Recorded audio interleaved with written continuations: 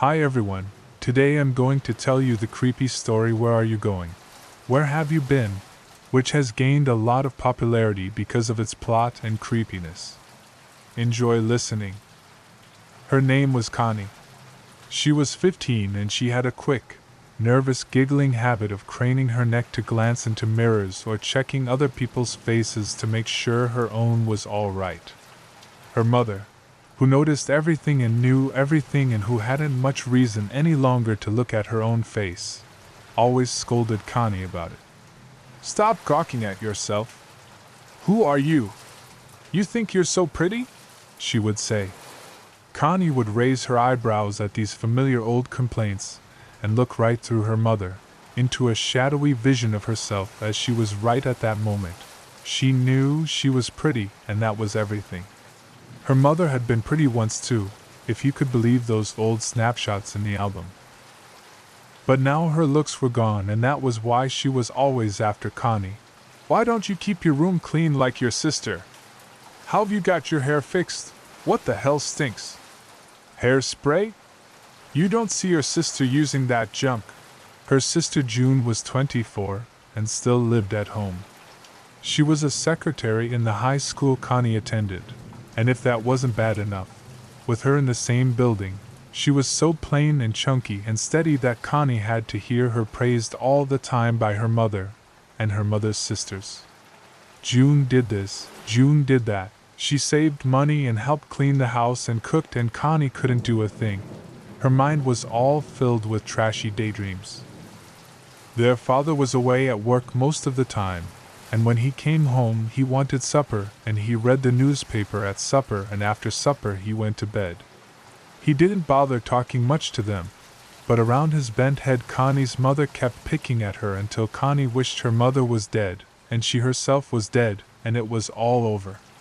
"She makes me want to throw up sometimes," she complained to her friends. She had a high, breathless, amused voice that made everything she said sound a little forced, whether it was sincere or not. There was one good thing. June went places with girlfriends of hers, girls who were just as plain and steady as she, and so when Connie wanted to do that her mother had no objections. The father of Connie's best girlfriend drove the girls the 3 miles to town and left them at a shopping plaza so they could walk through the stores or go to a movie, and when he came to pick them up again at 11 he never bothered to ask what they had done. They must have been familiar sights, walking around the shopping plaza in their shorts and flat ballerina slippers that always scuffed the sidewalk, with charm bracelets jingling on their thin wrists. They would lean together to whisper and laugh secretly if someone passed who amused or interested them. Connie had long dark blonde hair that drew anyone's eye to it, and she wore part of it pulled up on her head and puffed out, and the rest of it she let fall down her back. She wore a pullover jersey blouse that looked one way when she was at home and another way when she was away from home. Everything about her had 2 sides to it, one for home and one for anywhere that was not home. Her walk, which could be childlike and bobbing, or languid enough to make anyone think she was hearing music in her head. Her mouth, which was pale and smirking most of the time, but bright and pink on these evenings out. Her laugh, which was cynical and drawling at home. "Ha ha, very funny," but high-pitched and nervous anywhere else, like the jingling of the charms on her bracelet. Sometimes they did go shopping or to a movie, but sometimes they went across the highway, ducking fast across the busy road, to a drive-in restaurant where older kids hung out. The restaurant was shaped like a big bottle, though squatter than a real bottle, and on its cap was a revolving figure of a grinning boy holding a hamburger aloft. One night in midsummer they ran across, breathless with daring, and right away someone leaned out a car window and invited them over. But it was just a boy from high school they didn't like. It made them feel good to be able to ignore him. They went up through the maze of parked and cruising cars to the bright-lit, fly-infested restaurant, their faces pleased and expectant as if they were entering a sacred building that loomed up out of the night to give them what haven and blessing they yearned for.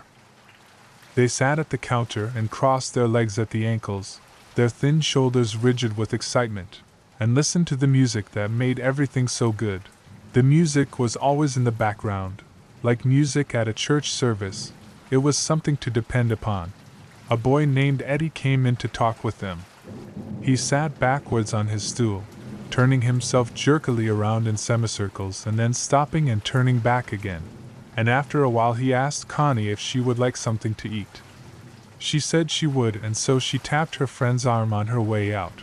Her friend pulled her face up into a brave, droll look, and Connie said she would meet her at 11, across the way.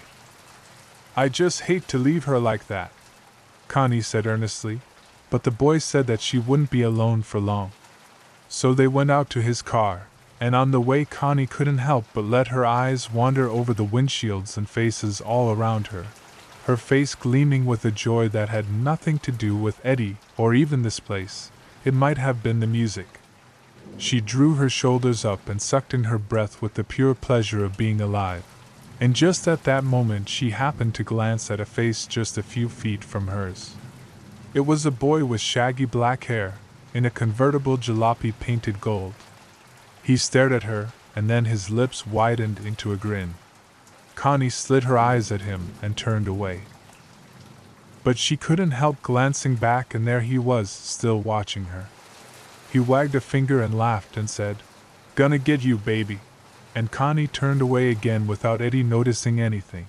She spent 3 hours with him, at the restaurant where they ate hamburgers and drank cokes in wax cups that were always sweating, and then down an alley a mile or so away. And when he left her off at 5 to 11 only the movie house was still open at the plaza.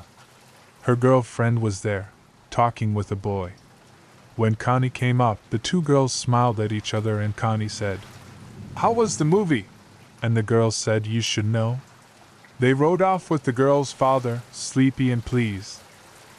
And Connie couldn't help but look back at the darkened shopping plaza with its big empty parking lot, and its signs that were faded and ghostly now, and over at the drive-in restaurant where cars were still circling tirelessly. She couldn't hear the music at this distance. Next morning June asked her how the movie was and Connie said, "SOSO." She and that girl and occasionally another girl went out several times a week, and the rest of the time Connie spent around the house. It was summer vacation, getting in her mother's way and thinking, dreaming about the boys she met. But all the boys fell back and dissolved into a single face that was not even a face but an idea, a feeling, mixed up with the urgent, insistent pounding of the music and the humid night air of July. Connie's mother kept dragging her back to the daylight by finding things for her to do or saying suddenly, "What's this about the Pettinger girl?" And Connie would say nervously, "Oh, her. That dope." She always drew thick, clear lines between herself and such girls, and her mother was simple and kind enough to believe it. Her mother was so simple, Connie thought, that it was maybe cruel to fool her so much. Her mother went scuffling around the house in old bedroom slippers and complained over the telephone to one sister about the other. Then the other called up, and the two of them complained about the third one. If June's name was mentioned, her mother's tone was approving, and if Connie's name was mentioned, it was disapproving. This did not really mean she disliked Connie, and actually Connie thought that her mother preferred her to June just because she was prettier. But the two of them kept up a pretense of exasperation, a sense that they were tugging and struggling over something of little value to either of them. Sometimes, over coffee, they were almost friends, but something would come up, some vexation that was like a fly buzzing suddenly around their heads, and their faces went hard with contempt. One Sunday Connie got up at 11, none of them bothered with church, and washed her hair so that it could dry all day long in the sun. Her parents and sister were going to a barbecue at an aunt's house and Connie said no, she wasn't interested, rolling her eyes to let her mother know just what she thought of it. "Stay home alone then," her mother said sharply. Connie sat out back in a lawn chair and watched them drive away, her father quiet and bald, hunched around so that he could back the car out, her mother with a look that was still angry and not at all softened through the windshield, and in the back seat poor old June, all dressed up as if she didn't know what a barbecue was. with all the running, yelling kids and the flies. Connie sat with her eyes closed in the sun, dreaming and dazed with the warmth about her as if this were a kind of love. The caresses of love, and her mind slipped over onto thoughts of the boy she had been with the night before, and how nice he had been, how sweet it always was, not the way someone like June would suppose, but sweet, gentle, the way it was in movies and promised in songs. And when she opened her eyes she hardly knew where she was. The backyard ran off into weeds and a fence-like line of trees, and behind it the sky was perfectly blue and still. The asbestos ranch house that was now 3 years old startled her. It looked small. She shook her head as if to get awake. It was too hot. She went inside the house and turned on the radio to drown out the quiet. She sat on the edge of her bed, barefoot, and listened for an hour and a half to a program called XYZ Sunday Jamboree, record after record of hard, fast, shrieking songs she sang along with, interspersed by exclamations from Bobby King. "And look here, you girls at Napoleon's, Son and Charlie want you to pay real close attention to this song coming up." And Connie paid close attention herself, bathed in a glow of slow-pulsed joy that seemed to rise mysteriously out of the music itself and lay languidly about the airless little room, breathed in and breathed out with each gentle rise and fall of her chest. After a while she heard a car coming up the drive. She sat up at once, startled, because it couldn't be her father so soon. The gravel kept crunching all the way in from the road, the driveway was long, and Connie ran to the window. It was a car she didn't know. It was an open jalopy, painted a bright gold that caught the sunlight opaquely. Her heart began to pound and her fingers snatched at her hair, checking it, and she whispered, "Christ! Christ!" wondering how bad she looked. The car came to a stop at the side door, and the horn sounded 4 short taps, as if this were a signal Connie knew. She went into the kitchen and approached the door slowly, then hung out the screen door, her bare toes curling down off the step. There were 2 boys in the car, and now she recognized the driver. He had shabby black hair that looked crazy as a wig, and he was grinning at her. "I ain't late, am I?" he said. "Who the hell do you think you are?" Connie said. "Told you I'd be out, didn't I? I don't even know who you are." She spoke sullenly, careful to show no interest or pleasure, and he spoke in a fast, bright monotone. Connie looked past him to the other boy, taking her time. He had fair brown hair, with a lock that fell onto his forehead. His sideburns gave him a fierce, embarrassed look, but so far he hadn't even bothered to glance at her. Both boys wore sunglasses. The driver's glasses were metallic and mirrored everything in miniature. "You want to come for a ride?" he said. Connie smirked and let her hair fall loose over one shoulder. "Don't you like my car?" "New paint job," he said. "Hey, what? You're cute." She pretended to fidget, chasing flies away from the door. "Don't you believe me, or what?" he said. "Look, I don't even know who you are," Connie said in disgust. "Hey, Ellie's got a radio, see? Mine broke down." He lifted his friend's arm and showed her the little transistor radio the boy was holding, and now Connie began to hear the music.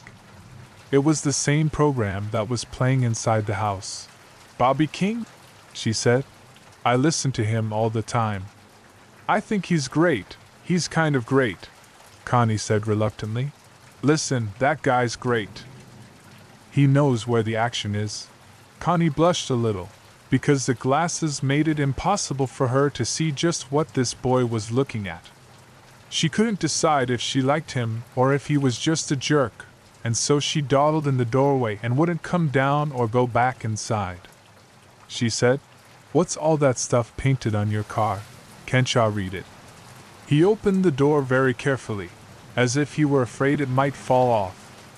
He slid out just as carefully, planting his feet firmly on the ground, the tiny metallic world in his glasses slowing down like gelatin hardening, and in the midst of it Connie's bright green blouse. "This here is my name, to begin with," he said.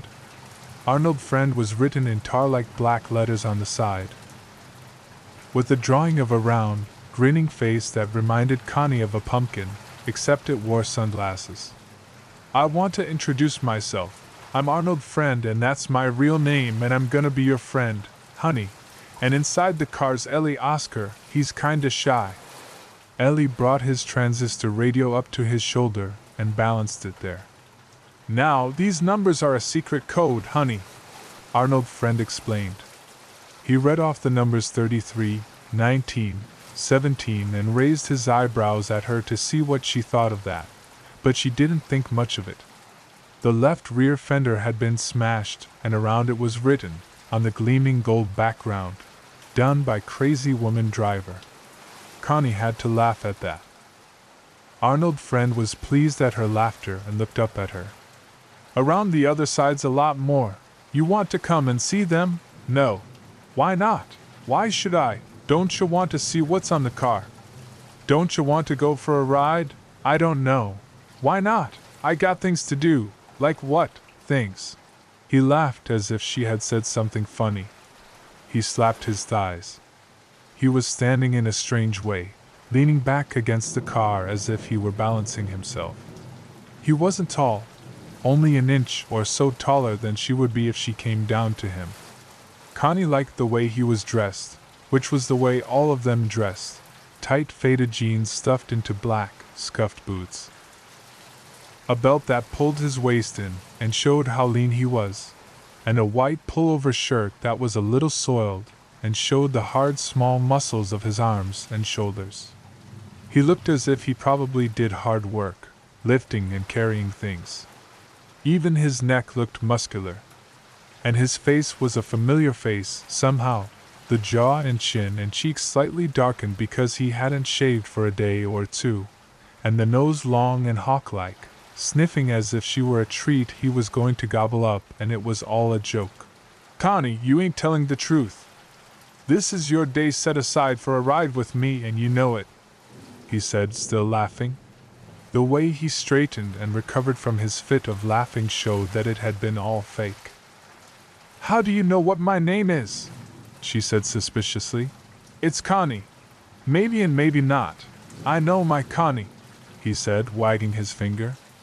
Now she remembered him even better, back at the restaurant, and her cheeks warmed at the thought of how she had sucked in her breath just at the moment she passed him, how she must have looked to him. And he had remembered her. Ellie and I come out here especially for you, he said. Ellie can sit in back. How about it? Where what? Where are we going? He looked at her. He took off the sunglasses, and she saw how pale the skin around his eyes was, like holes that were not in shadow but instead in light.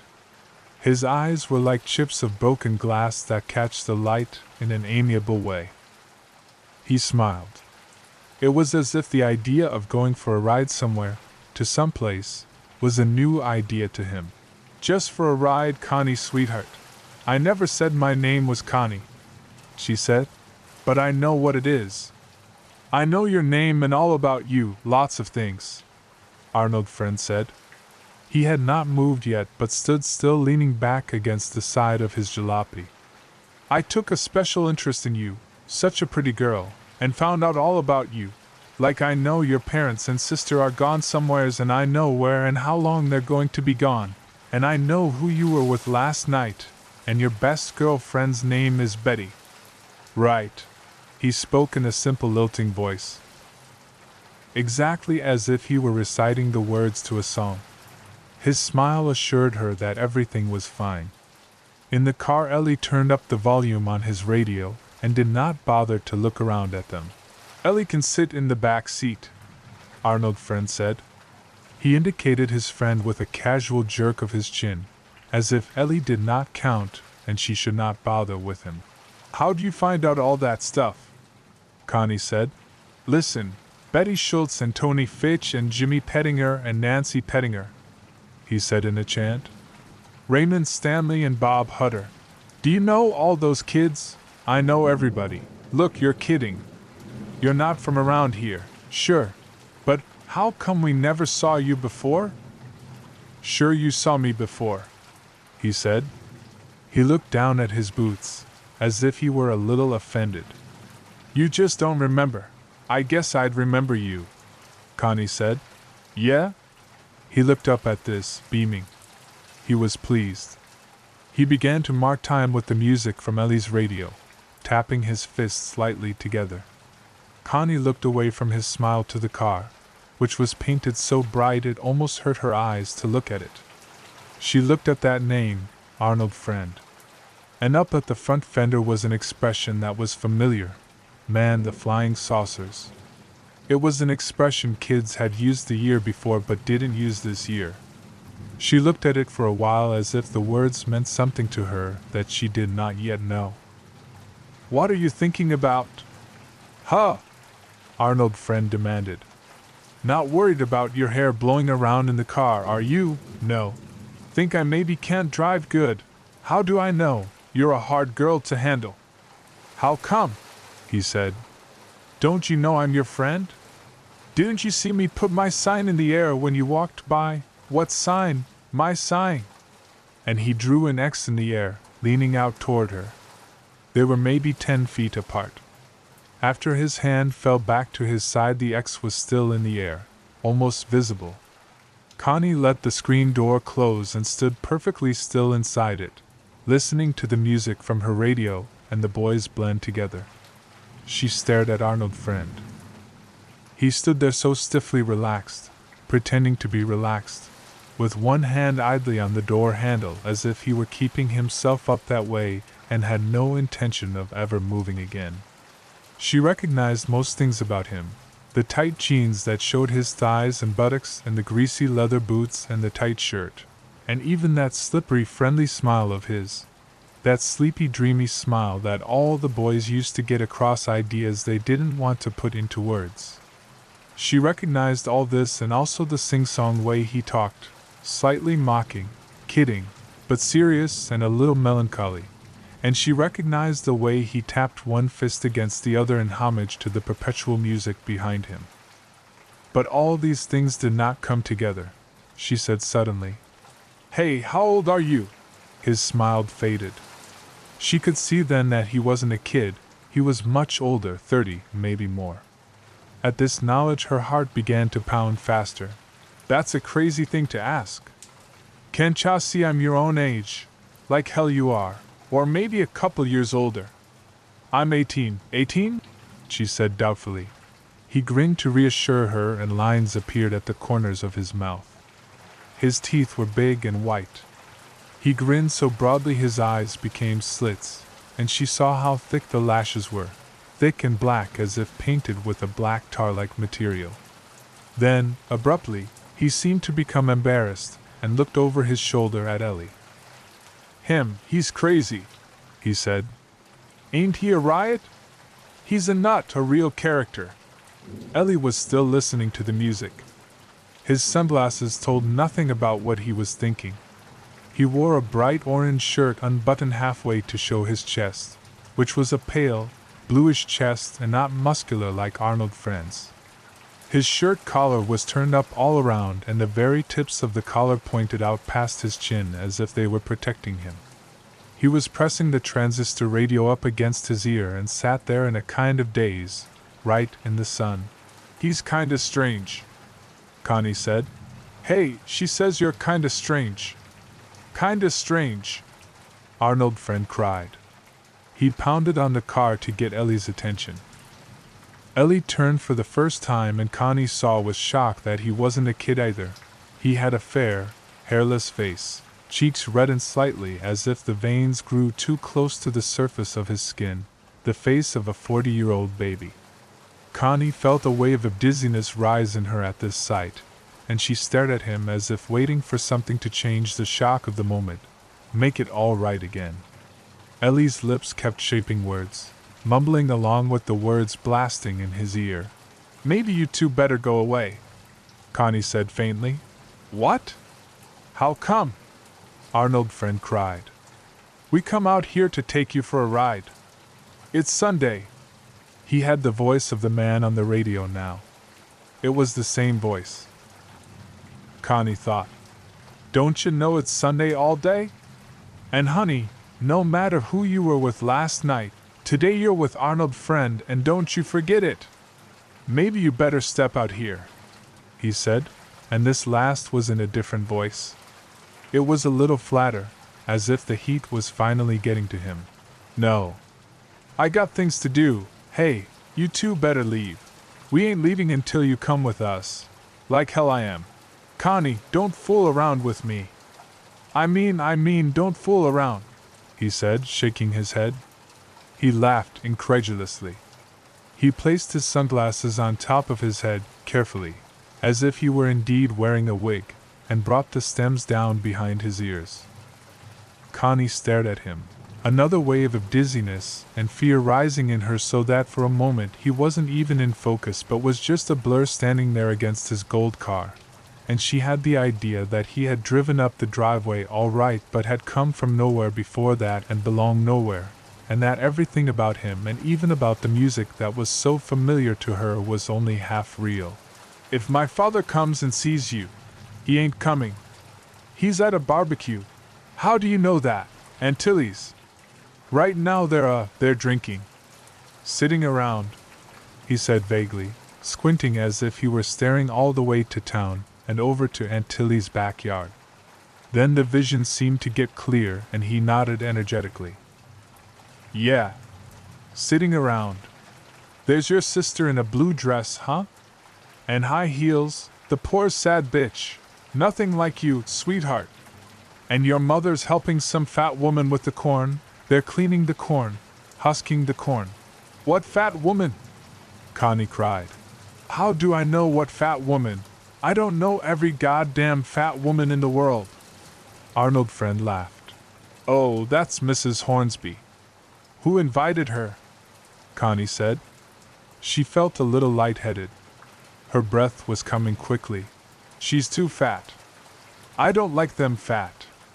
I like them the way you are, honey, he said, smiling sleepily at her. They stared at each other for a while through the screen door. He said softly, Now, what you're going to do is this. You're going to come out that door. You're going to sit up front with me and Ellie's going to sit in the back. The hell with Ellie, right? This isn't Ellie's date. You're my date. I'm your lover, honey. What? You're crazy. Yes, I'm your lover. You don't know what that is, but you will, he said. I know that too. I know all about you. But look, it's real nice and you couldn't ask for nobody better than me, or more polite. I always keep my word. I'll tell you how it is. I'm always nice at first, the first time. I'll hold you so tight you won't think you have to try to get away or pretend anything because you'll know you can't. And I'll come inside you where it's all secret, and you'll give in to me and you'll love me. Shut up. You're crazy, Connie said. She backed away from the door. She put her hands up against her ears as if she'd heard something terrible, something not meant for her. People don't talk like that, you're crazy, she muttered. Her heart was almost too big now for her chest, and its pumping made sweat break out all over her. She looked out to see Arnold Friend pause and then take a step toward the porch, lurching. He almost fell. But like a clever drunken man, he managed to catch his balance. He wobbled in his high boots and grabbed hold of one of the porch posts. Honey, he said. You still listening? Get the hell out of here. Be nice, honey. Listen, I'm going to call the police. He wobbled again, and out of the side of his mouth came a fast spat curse, an aside not meant for her to hear. But even this, Christ, sounded forced. Then he began to smile again. She watched this smile come, awkward as if he were smiling from inside a mask. His whole face was a mask, she thought wildly, tanned down to his throat but then running out as if he had plastered makeup on his face but had forgotten about his throat. Honey? Listen, here's how it is. I always tell the truth and I promise you this. I ain't coming in that house after you. You better not. I'm going to call the police if you don't. Honey, he said, talking right through her voice. Honey, I'm not coming in there, but you are coming out here. You know why? She was panting. The kitchen looked like a place she had never seen before. Some rooms she had run inside, but that wasn't good enough, wasn't going to help her. The kitchen window had never had a curtain, after 3 years, and there were dishes in the sink for her to do, probably. And if you ran your hand across the table, you'd probably feel something sticky there. You listening, honey? Hey. Going to call the police. Soon as you touch the phone, I don't need to keep my promise and can come inside. You won't want that. She rushed forward and tried to lock the door. Her fingers were shaking. But why lock it? Arnold's friend said gently, talking right into her face. It's just a screen door. It's just nothing. One of his boots was at a strange angle, as if his foot wasn't in it. It pointed out to the left, bent at the ankle. I mean, anybody can break through a screen door and glass and wood and iron or anything else if he needs to. Anybody at all, and especially Arnold's friend. If the place got lit up with a fire, honey, you'd come running out into my arms, right into my arms and safe at home. Like you knew I was your lover and had stopped fooling around. I don't mind a nice shy girl, but I don't like no fooling around. Part of those words were spoken with a slight rhythmic lilt, and Connie somehow recognized them, the echo of a song from last year. About a girl rushing into her boyfriend's arms and coming home again. Connie stood barefoot on the linoleum floor, staring at him. What do you want? She whispered. I want you, he said. What? Seen you that night and thought, that's the one, yes sir. I never needed to look anymore. But my father's coming back. He's coming to get me. I had to wash my hair first, she spoke in a dry, rapid voice, hardly raising it for him to hear. No, your daddy is not coming, and yes, you had to wash your hair and you washed it for me. It's nice and shining and all for me. I thank you, sweetheart, he said with a mock bow, but again he almost lost his balance. He had to bend and adjust his boots. Evidently his feet did not go all the way down. The boots must have been stuffed with something so that he would seem taller. Connie stared out at him and behind him at Ellie in the car, who seemed to be looking off toward Connie's right, into nothing. This Ellie said, pulling the words out of the air one after another as if he were just discovering them. You want me to pull out the phone? Shut your mouth and keep it shut. Arnold's friend said, his face red from bending over or maybe from embarrassment because Connie had seen his boots. This ain't none of your business. What are you doing? What do you want? Connie said. If I call the police, they'll get you, they'll arrest you. Promise was not to come in unless you touch that phone, and I'll keep that promise, he said. He resumed his erect position and tried to force his shoulders back. He sounded like a hero in a movie, declaring something important. But he spoke too loudly, and it was as if he were speaking to someone behind Connie. I ain't made plans for coming in that house where I don't belong, but just for you to come out to me, the way you should. Don't you know who I am? You're crazy, she whispered. She backed away from the door but did not want to go into another part of the house, as if this would give him permission to come through the door. You're crazy, you. Huh? What are you saying, honey? Her eyes darted everywhere in the kitchen. She could not remember what it was, this room. This is how it is, honey. You come out and we'll drive away. Have a nice ride. But if you don't come out, we're gonna wait till your people come home and then they're all going to get it. You want that telephone pulled out? Ellie said. He held the radio away from his ear and grimaced, as if without the radio the air was too much for him. I told you shut up, Ellie, Arnold's friend said. You're deaf. Get a hearing aid, right? Fix yourself up. This little girl's no trouble and's gonna be nice to me. So Ellie, keep to yourself. This ain't your date, right? Don't hem in on me. Don't hog, don't crush, don't bird dog, don't trail me, he said in a rapid, meaningless voice, as if he were running through all the expressions he'd learned but was no longer sure which of them was in style, then rushing on to new ones. making them up with his eyes closed. Don't crawl under my fence, don't squeeze in my chipmunk hole, don't sniff my glue, suck my popsicle, keep your own greasy fingers on yourself. He shaded his eyes and peered in at Connie, who was backed against the kitchen table. Don't mind him, honey, he's just a creep. He's a dope. Right. I'm the boy for you, and like I said, you come out here nice like a lady and give me your hand, and nobody else gets hurt. I mean, your nice old bald-headed daddy and your mummy and your sister in her high heels. Because listen, why bring them in this? Leave me alone. Connie whispered, Hey, you know that old woman down the road, the one with the chickens and stuff, you know her? She's dead? What? You know her? Arnold Friend said. She's dead. Don't you like her? She's dead. She isn't here anymore. But don't you like her? I mean, you got something against her? Some grudge or something? Then his voice dipped as if he were conscious of a rudeness. He touched the sunglasses perched up on top of his head as if to make sure they were still there. Now you be a good girl. What are you going to do? Just 2 things, or maybe 3, Arnold Friend said.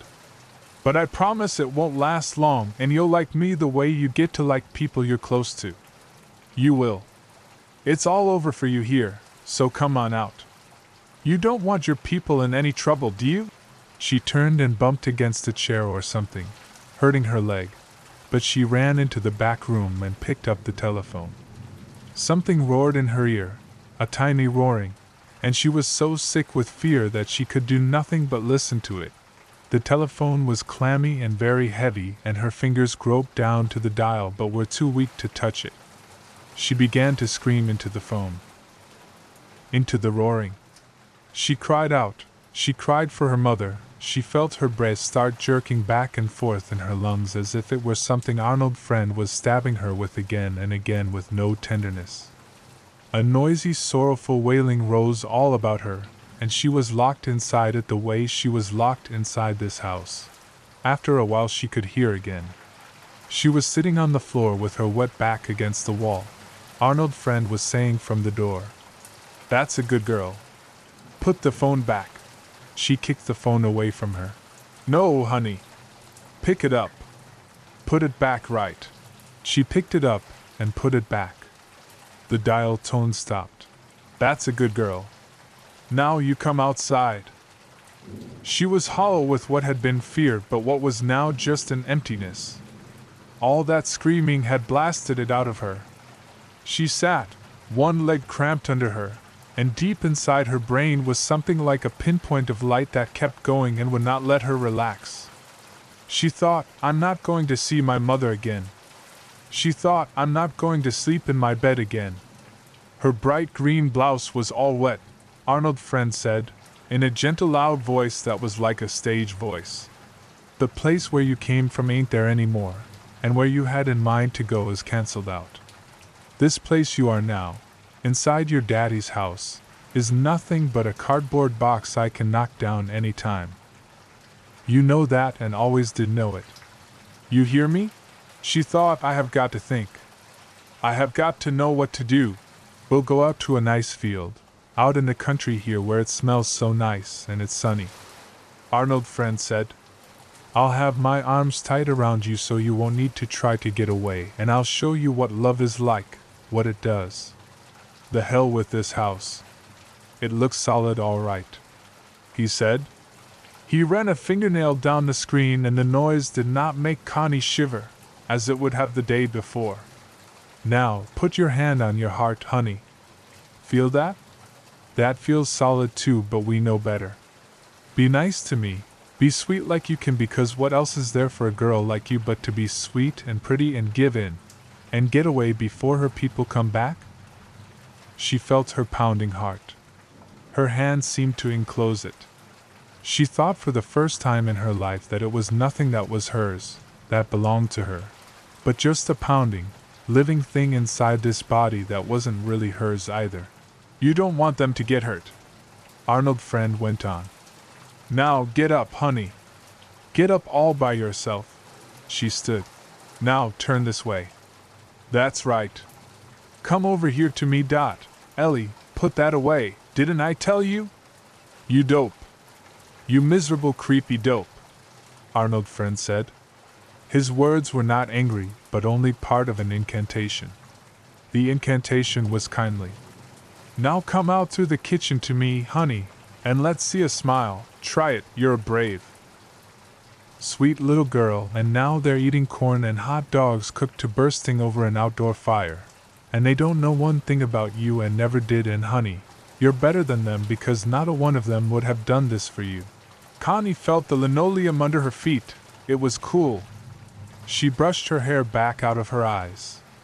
Arnold Friend let go of the post tentatively and opened his arms for her, his elbows pointing in toward each other and his wrists limp, to show that this was an embarrassed embrace and a little mocking.